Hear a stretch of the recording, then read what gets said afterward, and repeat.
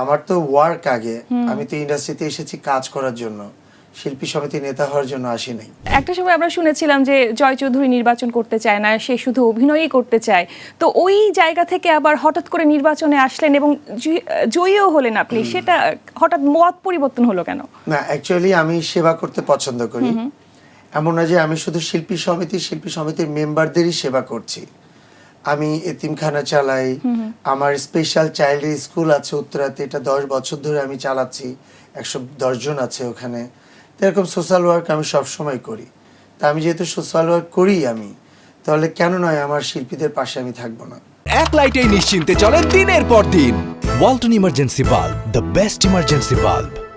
আর আমার তো ওয়ার্ক আগে, আমি তো ইন্ডাস্ট্রিতে এসেছি কাজ করার জন্য, শিল্পী সমিতির নেতা হওয়ার জন্য আসি নাই। তা সেক্ষেত্রে কাজটাকে আমি অবশ্যই ফার্স্ট প্রায়োরিটি দিব।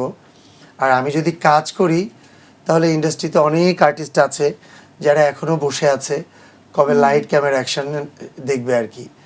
সো তারা কিন্তু চাইলে যে কোনো সময় যে কোনো জব করতে পারে, তারা কিন্তু কেউ করে না। কিন্তু দেখা গেছে 1 সপ্তাহ 2 সপ্তাহ পর পর কাজ করে, কিন্তু ওই এফডিসি কেন্দ্রিক, এফডিসিতে গিয়ে বসবে, সবার চেহারা দেখবে, একটু চা খাবে, কেউ চা খাওয়াইলে একটু আড্ডা মারবে, এর ভিতরেই আছে।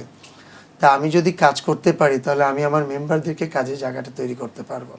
সেই হিসাব করে এবার আমার পরিসরটা করা, এবং আমার সিনিয়র যারা ছিলেন তারা আমার উপরে ভরসা রেখেছেন। তারা চিন্তা করেছিলেন যে এই মুহূর্তে জয় চৌধুরীকে লাগবে শিল্পী সমিতির হাল ধরার জন্য। এই যে হাল ধরার কথা বলছেন, এখন এসে চিন্তা করলাম তাহলে আমি একা তো সম্ভব না, আমাকে সুন্দর একটা ক্যাবিনেট করতে হবে, প্যানেল করতে হবে। দেন তারপরে আমি প্রেসিডেন্ট থেকে শুরু করে সবাইকে একটা সুতায় গাঁথুনি দিয়ে আমি আমার প্রেসিডেন্ট পেয়েছি, ডাইনামিক একজন লোক, কর্মঠ একজন লোক, শিবাশানু ভাইয়া।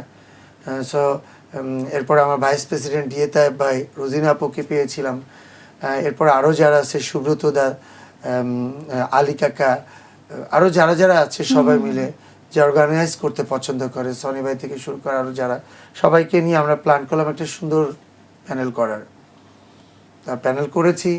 প্ল্যান ছিল যে অন্তত 21 জনের ভিতরে আমরা যেহেতু 16-17 জন আমরা এখনও কাজের সাথে যুক্ত আছি, সেক্ষেত্রে 16-17 যদি একসাথে আমরা কাজ করি বিভিন্ন সেক্টরে, তাহলে আমাদের যে আর্টিস্টগুলো যারা প্রতিদিন বসে থাকে কাজের আশায়, তাদের কাজের জায়গাটা কিছুটা নিবারণ করতে পারবো।